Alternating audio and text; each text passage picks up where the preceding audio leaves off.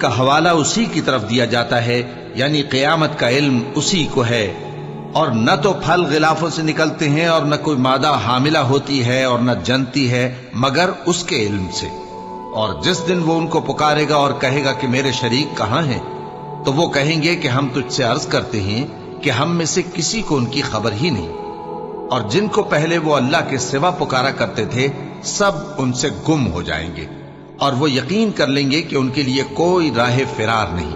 انسان بھلائی کی دعائیں کرتا کرتا تو تھکتا نہیں، اور اگر اس کو تکلیف پہنچ جاتی ہے تو نا امید ہو جاتا ہے، آس توڑ بیٹھتا ہے، اور اگر تکلیف پہنچنے کے بعد ہم اس کو اپنی رحمت کا مزہ چکھاتے ہیں تو کہتا ہے کہ یہ تو میرا حق تھا اور میں نہیں خیال کرتا کہ قیامت برپا ہو۔ اور اگر قیامت سچ مچ ہو بھی اور میں اپنے پروردگار کی طرف لوٹایا بھی جاؤں تو میرے لیے اس کے ہاں بھی خوشحالی ہوگی۔ پس کافر جو کچھ کیا